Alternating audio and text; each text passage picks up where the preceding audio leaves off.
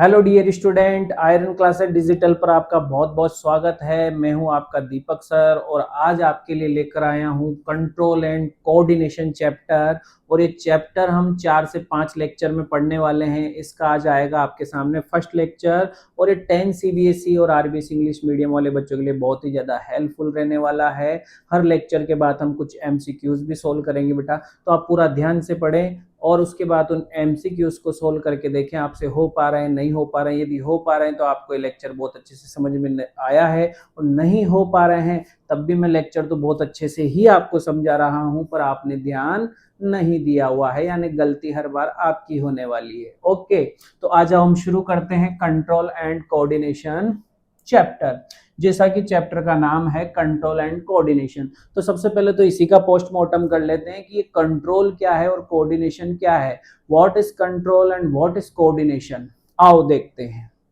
मुझे जब पैर हिलाना होता है मैं पैर हिलाता हूँ, जब मुझे हाथ को मूवमेंट करवाना होता है मैं हाथ को मूवमेंट करवाता हूँ। ओके, दरअसल ये जो मैं कर रहा हूं कि मैं मूवमेंट करवाता हूं, तो मैं नहीं करवा रहा बेटा, ये हमारे अंदर एक सिस्टम है। वो सिस्टम ही इन सब ऑर्गन्स को नचा रहा है अपने इशारों पर। इसी को तो कहा जाता है कंट्रोल। किसी को अपने इशारों पर नचाना, यही है क्या बेटा, कंट्रोल।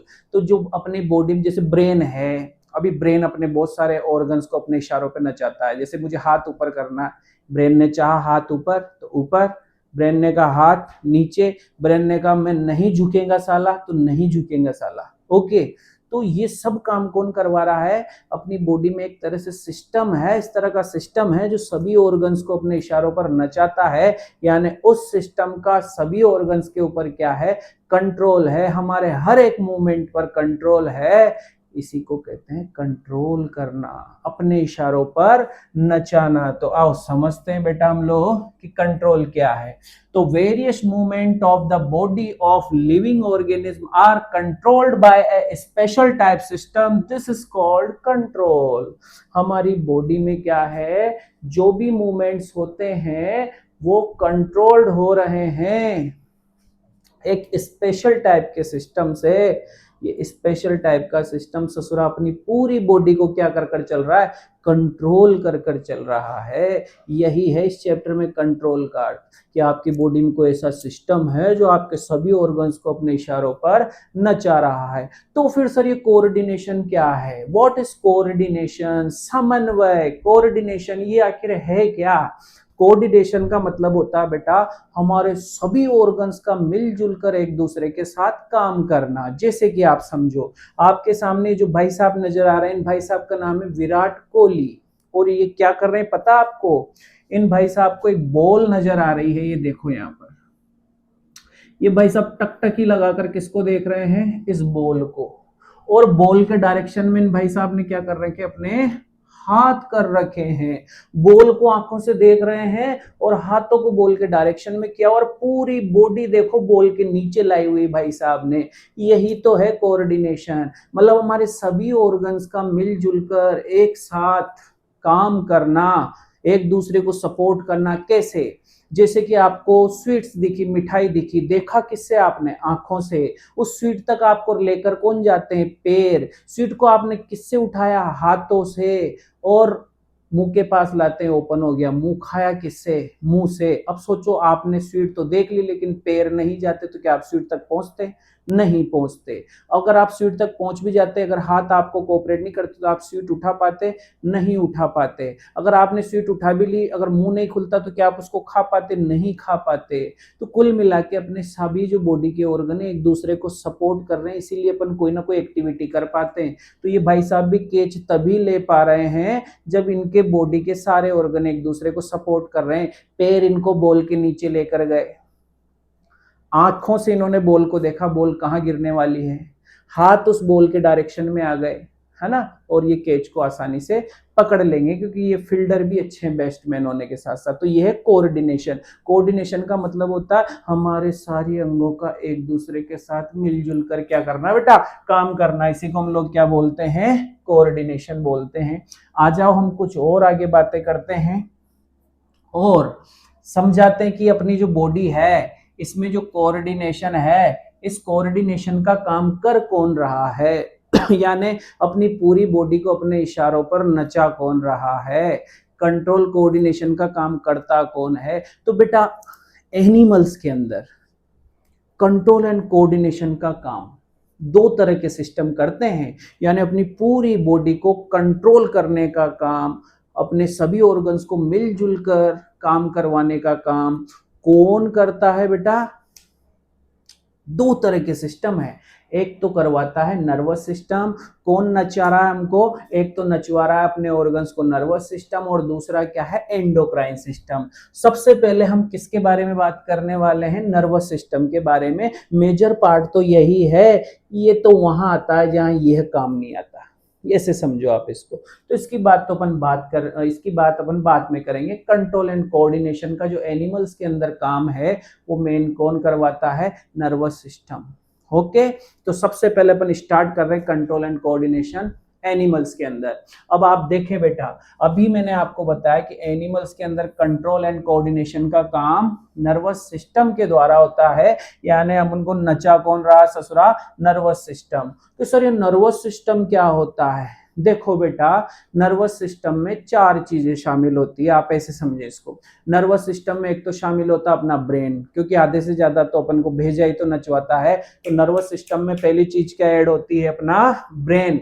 और दूसरी चीज क्या ऐड होती है, स्पाइनल कोड। कि सर स्पाइनल कोड क्या, ब्रेन तो बचपन से पैदा हुए तब से सुन रहे हैं, स्पाइनल कोड ये वर्ड कहां से आया बेटा, कुछ नहीं है, लड़कियों की चोटी नहीं होती क्या, चोटी, लड़कियों की चोटी देखी होगी, यहाँ तक चोटी रहती है, 40 सेंटीमीटर 45 सेंटीमीटर लंबी चोटी।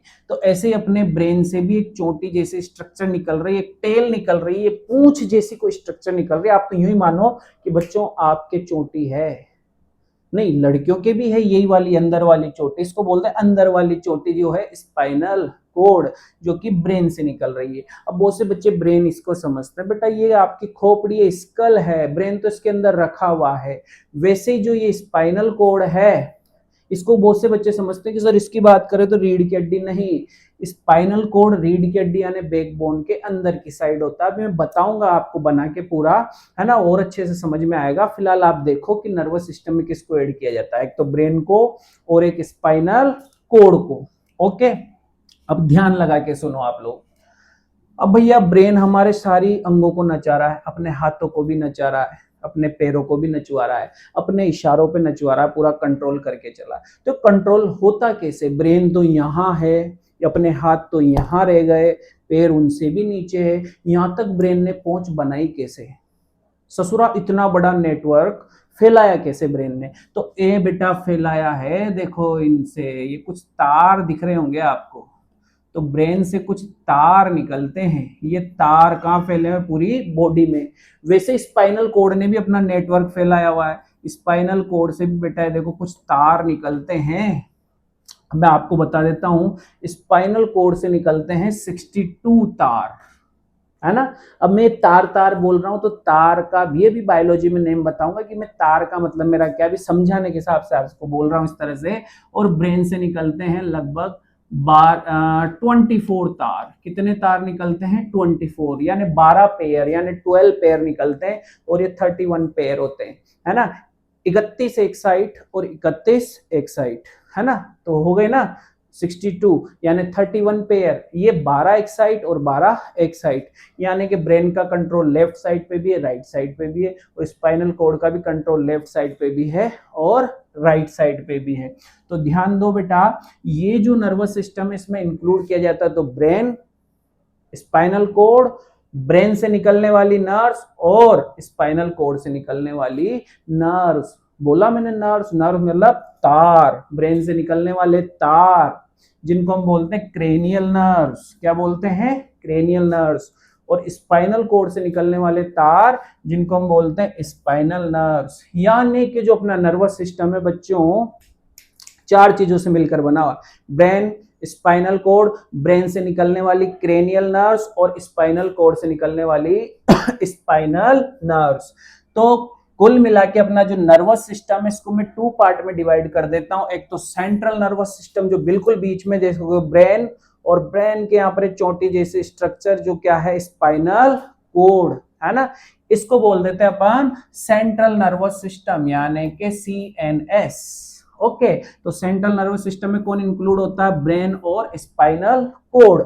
जबकि पेरिफेरल जो नर्वस सिस्टम है इसमें ब्रेन से निकलने वाली नर्व्स यानी तार, जिनको अपन बोलते हैं क्रेनियल नर्व्स, और जो स्पाइनल कोड से निकलने वाले तार हैं उनको अपन क्या बोल देते हैं बेटा? Spinal nerves. तो नर्व्स जो है ब्रेन से स्पाइनल कोड से निकलती है वो पेरिफेरल नर्वस सिस्टम का पार्ट है, और सेंट्रल नर्वस सिस्टम का पार्ट है ब्रेन और स्पाइनल कोड। मैंने बताया आपको कि एंडोक्राइन सिस्टम की स्टडी अपन बाद में करेंगे। ओके, तो इतना तो समझ में आ गया कि ये चार चीजें हमको मिलकर नचा रही है। Brain, spinal cord, cranial nerves और स्पाइनल नर्व्स, यानी हमारे जो जितने भी अंग हैं इनके इशारों पर नाचते हैं। मुख्य तो दो ही हैं, मेन दो हैं, एक तो ब्रेन है और स्पाइनल कोड है। लेकिन ये सभी अंगों तक इनकी पहुंच कैसे, इतना बड़ा नेटवर्क कैसे?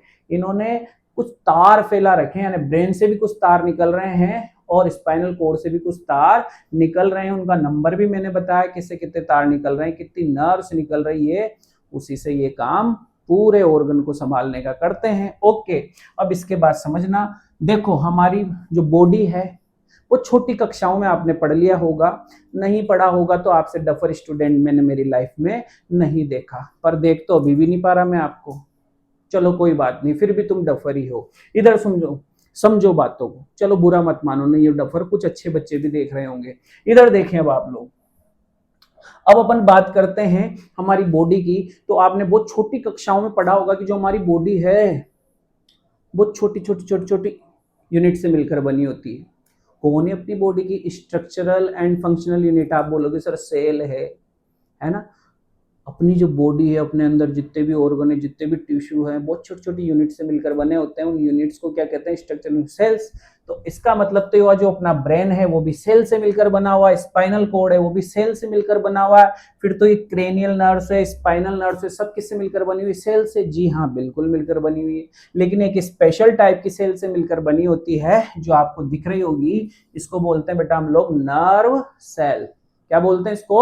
Nerve cell. यानी कि जो अपना नर्वस सिस्टम है उसकी स्ट्रक्चरल एंड फंक्शनल यूनिट कौन है? Nerve cell. इसकी भी आगे अपन बात करेंगे, लेकिन मैं एक बार इसको फिर से रिपीट करवा देता हूं और यही क्लास में आपको चीजों को याद करवा देता हूं, समझे आप।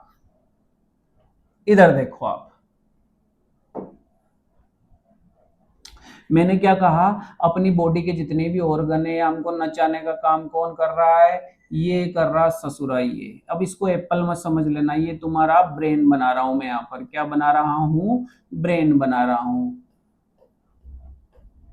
It is your brain man. Okay, तो ये क्या है आपका? ब्रेन। What is this?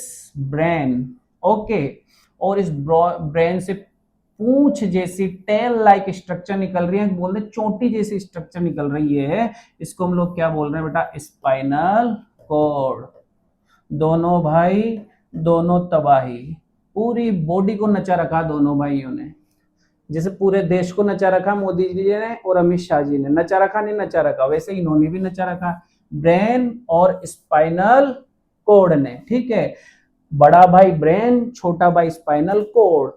जहां सोचने समझने की बातें आती है तो वहां काम करता है बड़ा भाई, और जब बिना सोचे समझे काम करने की नीड होती तो वहां कौन आता है? छोटा भाई, यानी स्पाइनल कोड। समझे? आपको कोई एक्टिविटी सोच समझ के करनी, मुझे बॉक्स उठा लेना चाहिए, सोचा पहले उसके बाद बॉक्स उठाया, ये तो ही सोची समझी एक्टिविटी। कौन करवा रहा है? ब्रेन। एक बिना सोचे समझे वाली एक्टिविटी होती है, अचानक से सडन हो जाती है। जैसे सोचो, मुझे पता नहीं को पीछे कोई गर्म चीज रखी हुई और मेरा हाथ गलती से उसको टच हो गया, मुझे पता नहीं पीछे क्या है। जैसे हाथ टच होता एकदम से मैं हाथ आगे लेकर आया, फिर से देखो सडन एक्टिविटी। यहाँ ब्रेन ने काम किया था क्या? ब्रेन ने काम नहीं किया, हाथ ऑटोमेटिक अंदर आया। वहां सोचने का तो टाइम नहीं था, अच्छा मुझे कुछ गर्म लग रहा है मैं अपने हाथ को हटा लूं, जब तो ये फपोला हो जाता बेटा। आपके सोचने का टाइम मिला आपको? नहीं मिला। तो जो सडन एक्टिविटी होती है बेटा, जो सडन एक्टिविटी होती है उसको कौन करवाता है ससुरा? कौन टैकल करता है? Spinal code. अब ऐसा नहीं कि इसका मैसेज ब्रेन को नहीं जाता, ब्रेन को बाद में पता चलता बड़े भाई को, अच्छा छोटे भाई तूने अपने बॉडी के ऑर्गन को बचाया है, मेरे तक मैसेज आ गया। मैसेज ब्रेन तक तो जाएगा, लेकिन जब तक ब्रेन तक मैसेज जाता है उससे पहले तो काम हो जाता है ना। तो छोटा भाई देखता है सडन एक्टिविटी को, और सोची समझी एक्टिविटी जो होती है उसको कौन देखता है, ब्रेन। और इन दोनों भाइयों ने अपना नेटवर्क फैला रखा अपनी पूरी बॉडी में, अपनी बॉडी के जितने भी ऑर्गन्स है सबसे जुड़े हुए हैं ये। और किसके थ्रू जुड़े हुए हैं, इन तारों के जरिए जुड़े हुए हैं। इन तारों को हम लोग क्या बोल रहे हैं, नर्व्स। ठीक है, तो ब्रेन से निकलने वाली नर्व्स क्या होती है बेटा ब्रेन से निकलने वाली नर्व्स होती है क्रेनियल नर्व्स। क्या होती है, ब्रेन से निकलने वाली नर्व्स क्रेनियल नर्व्स। ओके, और जो नर्व्स स्पाइनल कॉर्ड से निकलती है बेटा, स्पाइनल कॉर्ड से निकलने वाली नर्व्स क्या होती है बेटा, स्पाइनल नर्व्स। क्या होती है, स्पाइनल नर्व्स।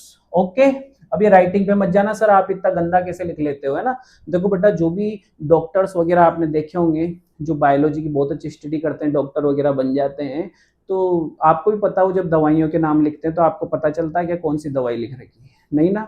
तो जो बड़े लोग होते हैं ना, डॉक्टर्स टाइप के लोग, तो राइटिंग ऐसी होती है उनकी। ओके चलो, मजाक था, आप अपनी राइटिंग मत बिगाड़ लेना डॉक्टर बनने के चक्कर में अच्छा इधर ध्यान दें, एक गलतफहमी जो मैंने आपकी दूर करी कि सर ये बैकबोन स्पाइनल कोड होता है क्या, नहीं, ये वर्टिब्रल कॉलम बैकबोन जिसको आप रीढ़ की हड्डी बोलते हैं स्पाइनल कोड नहीं है। वो बैकबोन तो केवल क्या कर रहा है, वो बैकबोन केवल इसको प्रोटेक्शन दे रहा है ससुरा, मतलब स्पाइनल कोड को कवर करके चलता है। स्पाइनल कोड यूं समझे कि किसके अंदर है, बैकबोन के अंदर। तो जब छोटे भाई को प्रोटेक्शन मिल रहा है तो बड़े भाई को कौन देता है प्रोटेक्शन, ब्रेन को कौन प्रोटेक्ट करता है, तो ब्रेन को प्रोटेक्ट करता स्कल। क्या होता है बेटा, स्कल प्रोटेक्ट करता है, यानी ब्रेन को प्रोटेक्ट करने का काम किसका, स्कल का। और स्पाइनल कोड को प्रोटेक्ट करने का काम किसका, बैकबोन का, वर्टिब्रल कॉलम का। अरे भैया मोदी जी, रमेश शाह जी, तो Z+ सिक्योरिटी तो चलनी है इनके आसपास। ओके चलो आगे बढ़ते हैं और बातें करते हैं। थोड़ी एक्स्ट्रा मैं आपको चीजें इसमें बता देता हूं, जो अपने एनसीईआरटी में तो नहीं दे रखी पर बता देता हूं। अपना जो ब्रेन है इसका वेट होता है 1 से 1.5 kg के बीच में, है ना। कितना होता है, 1 से 1.5 kg के बीच में ब्रेन का वेट होता है। और जो ये जो अपनी स्पाइनल कोड होती है 35 ग्राम की। छोटा भाई 35 ग्राम का, बड़ा भाई 1 से 1.5 kg का। ओके, बड़ा भाई ये तो यार वजन तो ज्यादा रहना ही। अच्छा, स्पाइनल कोड ये चोटी जैसी स्ट्रक्चर कितनी लंबी है, तो बेटा इसकी लेंथ होती है 40 से 45 सेंटीमीटर। ये आपको समझाना, मतलब ऐसे ही बता दिया नॉलेज के लिए, ये आपके एनसीईआरटी में दिया हुआ नहीं है इनका लेंथ वेट वगैरह, है ना। इसका वेट कितना होता है 35 ग्राम के आसपास। और ब्रेन का वेट कितना होता है, 1 से लेकर 1.5 kg के बीच में। ओके चलो आगे बात करते हैं। अब आ जाते हैं, अभी मैंने आपको बोला था थोड़ी देर पहले, याद करो, कि अपनी जो बॉडी है सेल से मिलकर बनी हुई, तो जो अपने अंदर ये नर्वस सिस्टम है वो भी किसी ना किसी सेल से तो मिलकर बना होगा।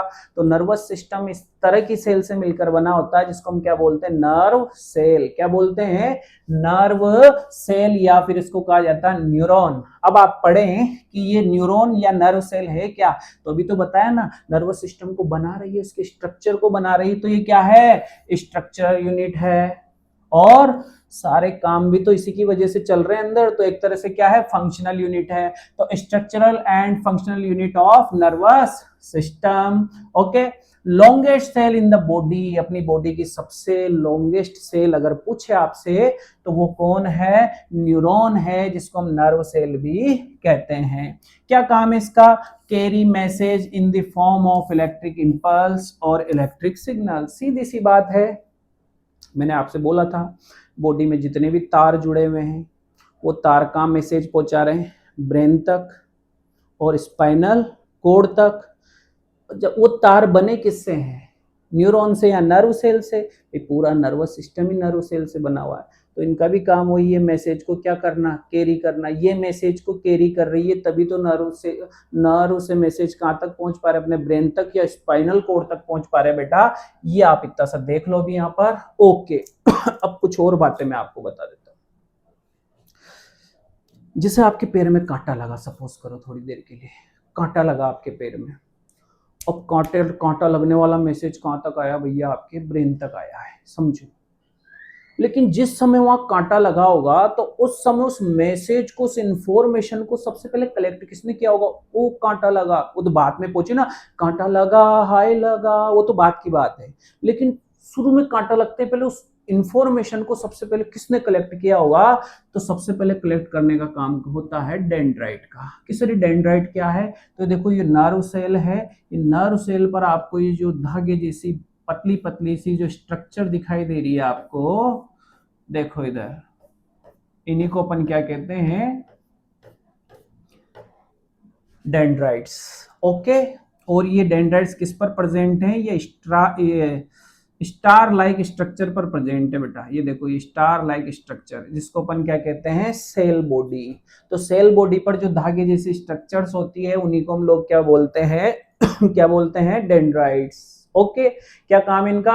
Receive signals from other neuron cell, other neuron cell से सिग्नल लेना, या बाहर से इन्वायरमेंट से सबसे पहले अगर सिग्नल को कैप्चर करना है, लेना है, तो वो कौन लेता है? डेंड्राइट्स। चलो इसके बाद बात करते हैं। अब भैया जैसे ही डेंड्राइट्स कोई सिग्नल लेता है कि कांटा लगा, ये मैसेज इंफॉर्मेशन ले ली उसने, कलेक्ट कर ली। अब वो क्या करता है? इस मैसेज को, इस इंफॉर्मेशन को जो है डेंड्राइट किस में पहुंचाता है? सेल बॉडी में। और सेल बॉडी में इंफॉर्मेशन किसके फॉर्म में होती है? इलेक्ट्रिक इंपल्स की फॉर्म में। ऐसे समझो कि कोई भी मैसेज आया है, कोई भी मैसेज मिला है डेंड्राइट को, तो किस में बदल जाता है? इलेक्ट्रिक इंपल्स की फॉर्म में, ताकि बहुत फास्ट ब्रेन तक जा सके, करंट की तरह जा सके एकदम से, है ना? कितना फास्ट जाता है मैं आपको बता देता हूं। ये मैसेज इस स्पीड से जाता है बेटा, आप खुद देखो, 300 से 400 मीटर पर सेकंड, इस स्पीड से वो मैसेज भागता है। लेकिन वो मैसेज इतना तेज भागेगा कैसे? जब वो किस में कन्वर्ट होगा? इलेक्ट्रिक इंपल्स में। तो जैसे डेंड्राइट्स कोई इंफॉर्मेशन लेता है तो इंफॉर्मेशन किस में बदल जाती है? इलेक्ट्रिक इंपल्स में। ओके, इलेक्ट्रिक इंपल्स में बदलने के बाद डेंड्राइट से इंफॉर्मेशन किस में आती है? सेल बॉडी में। ये जो तारे जैसे, स्टार जैसी संरचना दिख रही है, ओके, इसी को बोलते हैं सेल बॉडी। इसके बीच में न्यूक्लियस है और अदर जैसे माइटोकॉन्ड्रिया, इस तरह के ऑर्गेनेल्स भी इसके अंदर होते हैं, ठीक। अब सेल बॉडी से इंफॉर्मेशन किस में आती है? ये देखो आप, ये जो लंबी सी स्ट्रक्चर दिख रही है आपको, ये है ना, इसमें, इसको क्या कहते हैं बेटा अपन? एक्सोन। क्या कहते हैं इसको? एक्सोन कहते हैं ना। पूंछ जैसी स्ट्रक्चर निकल रही है यहाँ पर, है ना? किससे निकल रही है? सेल बॉडी के पीछे देखो, ये पूंछ जैसी स्ट्रक्चर निकल रही है ना, इसको अपन क्या कहते हैं? एक्सोन। तो जो इंफॉर्मेशन है इलेक्ट्रिकल इंपल्स की फॉर्म में, इलेक्ट्रिक इंपल्स कहां से निकलते हैं? एक्सोन से। अच्छा, जो सेल बॉडी है साइटोन, सेल बॉडी को साइटोन भी कहते हैं। ये जो सेल बॉडी है, साइटोन है ना, इससे जुड़ी हुई जो स्ट्रक्चर है ये एक्सोन, ये न्यूरॉन की यानी नर्व सेल की सबसे लेंथ स्ट्रक्चर होती है। सबसे ज्यादा लेंथ इसी की होती है। आपसे कभी पूछ ले कि सबसे लॉन्गेस्ट पार्ट कौन सा है, वैसे सबसे लॉन्गेस्ट सेल तो ये खुद है, पर इस लॉन्गेस्ट सेल्स में भी सबसे लॉन्गेस्ट पार्ट कौन है? तो एक्सोन है बेटा, है ना। और फिर एक्सोन से इंफॉर्मेशन कहाँ जाती है? ये देखो एक्सोन आगे जाकर इस तरह से कुछ ब्रांचेस में डिवाइड होता हुआ नजर आ रहा है। इसमें आ जाती है, इन ब्रांचेस को कहते हैं अपन एक्सोन टर्मिनल या नर्व एंडिंग में इनको कह सकते हैं। एनसीईआरटी जो बुक है इसमें एक्सोन टर्मिनल को क्या दे रखा है? नर्व एंडिंग बोला गया है बेटा, है ना। फिर नर्व एंडिंग से इंफॉर्मेशन नेक्स्ट न्यूरॉन में, फिर उसके बाद नेक्स्ट न्यूरॉन में, तो एक न्यूरॉन से दूसरे न्यूरॉन में, दूसरे न्यूरॉन से तीसरे न्यूरॉन में, तब तक जब तक कि वो तार कहां तक नहीं पहुंच जाए? बेजे तक। वो तार किससे बने हुए हैं? इन सेल से ही तो बने हुए हैं। तो एक सेल से दूसरी सेल में, दूसरी से तीसरी सेल में, से करते करते करते करते करते इंफॉर्मेशन कहां तक आती है बेटा? कहां तक आती है? ब्रेन तक आती है। कहां तक आती है? ब्रेन तक। ओके, चलो, और स्पाइनल कॉर्ड तक, ठीक। तो इतना आपको समझ में आया होगा कि जो अपनी न्यूरॉन है,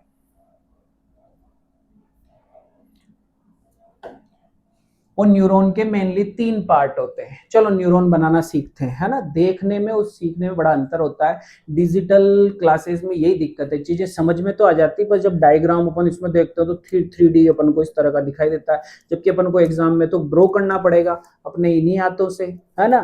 तो उनको कैसे ड्रॉ करें? तो एक बार मैं इसको ड्रॉ करना सिखा देता हूँ, न्यूरॉन को, क्योंकि आपसे बेटा एग्जाम में पूछा जाता है ना। तो देखो न्यूरॉन को कैसे ड्रॉ करते हैं। आपको क्या करना है? ऐसे स्टार जैसा बनाना है, ये, ओके। इसके बाद इस तरह से टेल निकाल देनी है, पूंछ, जिसको हमने एक्सोन कहा था। स्टार जैसे स्ट्रक्चर को अपन ने क्या कहा था, सेल बॉडी, और इसके सेंटर में बिल्कुल बीच में क्या था, न्यूक्लियस, है ना। और सेल बॉडी से जो थ्रेड लाइक धागे जैसी स्ट्रक्चर थी पतली पतली, इनको अपन ने क्या कहा था, डेंड्राइट कहा था। क्या कहा था, डेंड्राइट्स। अब सेल ऑर्गेनेल्स भी होते हैं इसके अंदर, है ना, किसके अंदर, सेल बॉडी के अंदर, ठीक। इसके बाद मैंने क्या बताया था, ये जो लेंथ जो स्ट्रक्चर है इसको, है ना, जो लॉन्गेस्ट पार्ट है इसका न्यूरॉन का, वो क्या है, एक्सोन। और एक्सोन आगे चलकर क्या होता है बेटा, कुछ इस तरह से ब्रांचेज में डिवाइड हो जाता है, इसको हम बोलते हैं नर्व एंडिंग। तो इजी वे में समझ में आया होगा आपको कि ये जो है थ्रेड लाइक स्ट्रक्चर, इसको अपन ने क्या बोल दिया, डेंड्राइट, जो कि याद करो इंफॉर्मेशन को क्या करता है, कलेक्ट करता है, ओके। उसके बाद स्टार लाइक स्ट्रक्चर क्या है, तारे जैसी स्ट्रक्चर, इसको बोलते हैं अपन सेल बॉडी या साइटोन, ओके। इसके बाद ये पूंछ जैसी स्ट्रक्चर क्या है, ये आपकी एक्सोन। तो मेनली अगर देखा जाए तो 3 ही पार्ट होते हैं, बाकी तो फिर अपन लिखना चाहे वो है अलग से, है ना। जैसे सेल बॉडी में न्यूक्लियस लिख दिया, पर मोटे मोटे तो 3 ही पार्ट है। तो डेंड्राइट होता है धागे जैसे स्ट्रक्चर, ये स्टार लाइक स्ट्रक्चर क्या होती है, सेल बॉडी, क्या बोलते हैं इसको, सेल बॉडी, या फिर क्या बोलते हैं, साइटोन, है ना। डॉक्टर वाली राइटिंग पे मत जाना आप लोग, समझने पे फोकस करना, ओके। अब इधर देखें, और ये लंबी सी स्ट्रक्चर है ये, इसको अपन ने क्या कहा बेटा, एक्सोन, है ना। और ये जो लास्ट में ये क्या है, नर्व एंडिंग, क्या है ये, नर्व एंडिंग, है ना, जिसको अपन ने एक्सोन टर्मिनल भी कहा था बेटा, इसको हमने क्या भी कहा था, एक्सोन टर्मिनल। इसके बाद आप कुछ इस तरह से बना सकते हैं इस पर, ये माइलिन शीथ होती है ना। कि सर ये माइलिन शीथ क्या करती है, जब बेटा यहाँ से इलेक्ट्रिकल इंपल्स पास हो रहे होते हैं, निकल रहे होते हैं इलेक्ट्रिक इंपल्स, तो उसकी स्पीड को ये बढ़ा देती है ताकि और फास्ट जा सके और इलेक्ट्रिक इंपल्स आउटसाइड ना जाए, एक ही डायरेक्शन में बड़े फास्ट जाए वो, ओके। तो ये काम है किसका, ये काम है माइलिन शीथ का। तो मेनली तो सेल बॉडी, डेंड्राइट और एक्सोन ही है, ज्यादा से ज्यादा आप नर्व एंडिंग, इस तरह से इनके नेम लिख सकते हैं। बाकी तो फिर लिखना चाहे तो न्यूक्लियस है, ये माइलिन शीथ है, इस तरह से और भी इसमें अपन ऐड कर सकते हैं, ठीक है। तो स्ट्रक्चर आपकी क्लियर हुई, किसकी, न्यूरॉन की या नर्व सेल की, ओके बच्चों।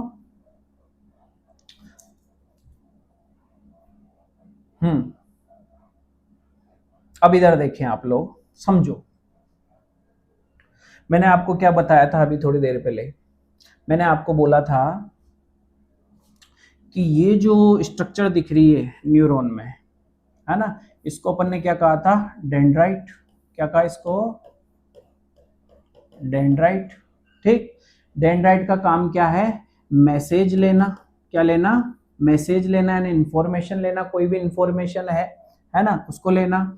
फिर वो इंफॉर्मेशन किस में बदल जाती है, इलेक्ट्रिक इंपल्स में। फिर वो इंफॉर्मेशन किस में आती है, साइटोन में, यानी सेल बॉडी में। फिर सेल बॉडी से इंफॉर्मेशन किस में जाती है, एक्सोन में। फिर एक्सोन से इंफॉर्मेशन एक्सोन टर्मिनल में, किस में जाती है, एक्सोन टर्मिनल में, है ना। अब समझे आप लोग, अब यहां से जब यहां तक मान लो इंफॉर्मेशन आ गई लास्ट तक एक न्यूरॉन के, इसके बाद तो इंफॉर्मेशन किस में जाएगी, सेकंड न्यूरॉन में जाएगी। अब इंफॉर्मेशन किसकी फॉर्म में है, इलेक्ट्रिक इंपल्स की फॉर्म में, किसकी फॉर्म में, इलेक्ट्रिक इंपल्स की फॉर्म में। अगर देखो इधर दूसरे न्यूरॉन का अगर डेंड्राइट इसके एक्सोन से कनेक्टेड है ना, एक नर्व एंडिंग से कनेक्टेड है, तो ठीक है, नर्व इंपल्स जैसा का जैसा निकल जाएगा सीधा, कोई दिक्कत नहीं। लेकिन बेटा ध्यान देना आप, इन दोनों नर्व्स के बीच में ये कुछ गैप भी आ रहा है, माइक्रोस्कोपिक गैप दिख रहा होगा आपको, देखो माइक्रोस्कोपिक गैप दिख रहा है। अब इस माइक्रोस्कोपिक गैप से जब इंफॉर्मेशन निकलती है, यानी दूसरे न्यूरॉन के डेंड्राइट तक जाती है, तो वो इलेक्ट्रिक इंपल्स की फॉर्म में नहीं जाती है बेटा। वो क्या होता है कि अगर इस तरह से माइक्रोस्कोपिक गैप से अगर उस इंफॉर्मेशन को निकलना पड़े, यानी दोनों न्यूरॉन्स के बीच में कुछ गैप आ गया, ऐसे समझे, है ना, तो इस गैप में से अगर इंफॉर्मेशन निकलेगी तो इलेक्ट्रिक इंपल्स की फॉर्म में निकलती है, वो निकलती है उसके न्यूरोट्रांसमीटर की फॉर्म में। न्यूरोट्रांसमीटर क्या है सर? तो इसको समझे आप लोग, मतलब वो जो इलेक्ट्रिक इंपल्स है वो केमिकल में बदल जाता है, उस केमिकल को हम लोग बोल रहे हैं न्यूरोट्रांसमीटर। यानी कि जो इंफॉर्मेशन है एक न्यूरॉन से दूसरे न्यूरॉन पर जब जाएगी तो ये जो माइक्रोस्कोपिक गैप आ रहा है दोनों न्यूरॉन्स के बीच में, यहां से इंफॉर्मेशन किसके फॉर्म में निकलेगी? केमिकल की फॉर्म में। और केमिकल्स को क्या कहा जाता है बेटा? न्यूरोट्रांसमीटर्स कहा जाता है। और ये जो माइक्रोस्कोपिक गैप आ रहा है दोनों सेल्स के या दोनों न्यूरॉन्स के बीच में, इसको हम लोग क्या कहते हैं बेटा? सिनेप्स कहते हैं। इस गैप को क्या कहते हैं हम लोग? सिनेप्स कहते हैं। तो अब आपके बहुत अच्छे से क्लियर हुआ होगा सिनेप्स क्या है। तो देखो इधर, it is the site where one neuron communicates with other neuron या अदर सेल। न्यूरॉन एक सेल ही तो है, तो एक न्यूरॉन दूसरे न्यूरॉन से क्या करता है? यहाँ कम्युनिकेट होता है, आइदर थ्रू केमिकल मैसेंजर और बाय डायरेक्ट इलेक्ट्रिक सिग्नल्स। मैंने बताया ना, अगर ये कनेक्टेड है, इसका एंडिंग पार्ट और इसका डेंड्राइट, तो इलेक्ट्रिक इंपल्स की फॉर्म में दूसरी सेल में चला जाएगा। लेकिन अगर माइक्रोस्कोपिक गैप है, जिसको हम लोग क्या बोल रहे हैं? सिनेप्स, जैसा कि होता है ना, तो सिनेप्स से जब ये इंफॉर्मेशन या इलेक्ट्रिक इंपल्स निकलने लगेगा तो इलेक्ट्रिकल इंपल्स ना रहकर वो किस में बदल जाता है? कुछ केमिकल्स में बदल जाता है। इन केमिकल्स को हम लोग क्या बोलते हैं? न्यूरोट्रांसमीटर। फिर सर की न्यूरोट्रांसमीटर जो दूसरी सेल है उसके डेंड्राइट तक पहुंचने के बाद क्या करेंगे? न्यूरोट्रांसमीटर की फॉर्म में रहेंगे या फिर वापस इलेक्ट्रिक इंपल में कन्वर्ट हो जाएंगे? तो सही जवाब बेटा वापस इलेक्ट्रिक इंपल के फॉर्म में कन्वर्ट हो जाएंगे। जैसे ही मान लो ये केमिकल रिलीज हुआ यहाँ से न्यूरोट्रांसमीटर, और ये इस तरह से समझो आप इसको, जैसे डेंड्राइट तक आया वो केमिकल न्यूरोट्रांसमीटर, तो वापस ही किस में बदल जाएगा? इलेक्ट्रिक इंपल्स में। यानी अब मैसेज इस सेल से वापस किसके फॉर्म में पास होगा? इलेक्ट्रिक इंपल्स की फॉर्म में। अब जैसे ही नेक्स्ट न्यूरॉन आएगी वापस वो इलेक्ट्रिक इंपल्स किस में कन्वर्ट हो जाएंगे? न्यूरोट्रांसमीटर में, यानी केमिकल्स में कन्वर्ट हो जाएंगे। तो ये जो माइक्रोस्कोपिक गैप है इसी को बोलते हैं सिनेप्स। और यहाँ से जो मैसेज है, इंफॉर्मेशन है, वो किसके फॉर्म में जाती है? केमिकल की फॉर्म में। उस केमिकल को क्या काम है? न्यूरोट्रांसमीटर। अगर बेटा आपको ये पूरे जो आज मैंने टॉपिक पढ़ाए हैं अगर आपको बहुत अच्छे से समझ में आए, अभी चैप्टर खत्म नहीं हुआ है, हम इसको इसी तरह से लाएंगे लेक्चर वाइज। जैसे आज ये फर्स्ट लेक्चर था, तो बताओ आपको कैसा लगा? अगर अच्छा लगा हो तो मैसेज में जरूर लिखना सर बहुत अच्छा लगा, हमें पूरा समझ में आया। और किसी तरह का डाउट्स हो तो वो भी आप मैसेज में डाल देना बेटा, है ना। यूट्यूब पर जो मैसेज बॉक्स है उसमें आप ये चीज डाल देना, मैं चेक करूंगा और नेक्स्ट क्लास में उनके आपके जो क्वेश्चंस होंगे उनका भी मैं आंसर दूंगा। ठीक है, अब आप देख लेते हैं कि हमको चैप्टर समझ में आया नहीं आया, वो तो तभी पता लगेगा जब हम क्वेश्चन सोल्व करेंगे। अभी तो तुम मुंडी ला रहे होंगे, हाँ हाँ सर पूरा समझ में आ गया। मुंडी लाने से थोड़ी है, क्वेश्चन पढ़ेंगे आएंगे तो समझ में आया, नहीं आएंगे तो कैसे समझ में आया। ठीक है, तो इधर देखो, What is the structural and functional unit of nervous system? Nervous system की स्ट्रक्चरल एंड फंक्शनल यूनिट क्या है? ब्रेन है, स्पाइनल कोड है, न्यूरॉन या एक्सॉन है? राइट आंसर है न्यूरॉन। बताया था मैंने आपको। In which direction does a nerve impulse travel in a neuron? एक न्यूरॉन में, एक यानी कि नर्व सेल में जो ये है नर्व इंपल्स, जिसको अपन ने इलेक्ट्रिक इंपल्स भी कहा बेटा, इनका डायरेक्शन बताना कैसे? तो सबसे पहले वो आते हैं डेंड्राइट में, डेंड्राइट कलेक्ट करता है इंफॉर्मेशन को, है ना, और नर्व इंपल्स में बदल जाती है इंफॉर्मेशन, फिर साइटोन में जाती है, फिर एक्सोन में। बी राइट आंसर है। What is the main function of neurotransmitter? Neurotransmitter का मेन फंक्शन क्या है? प्यूरिफिकेशन ऑफ ब्लड गलत है। Helping in digestion no no no no no. Formation of muscles बिल्कुल नहीं। ट्रांसमिशन ऑफ मैसेज बिल्कुल। न्यूरोट्रांसमीटर जो केमिकल थे वो क्या कर रहे थे? मैसेज को ट्रांसमिशन ही तो कर रहे थे मैसेज का, एक सेल से उसको कहां पहुंचा रहे थे? दूसरी सेल में। At what approximate speed are nerve impulse conducted in the human nervous system? अच्छा, इसकी नर्व जो इंपल्स है ये, है ना, इसकी स्पीड कितनी होती है बताइए मैंने आपको, जल्दी बताओ। तो कितनी होती है? 300 से 400 मीटर पर second. Which is the longest part of neuron? Neuron का सबसे लॉन्गेस्ट पार्ट क्या है? तो न्यूरॉन का सबसे लॉन्गेस्ट पार्ट यानी नर्व सेल का सबसे लॉन्गेस्ट पार्ट है एक्सॉन। अगर आप इन क्वेश्चन को सोल्व कर पाए तो आपने पूरा लेक्चर बहुत अच्छे से सुना है। अगर नहीं कर पाए हैं सोल्व दोबारा से सुन लें, ऐसा वहां पर आपके पास ऑप्शन है। Thank you.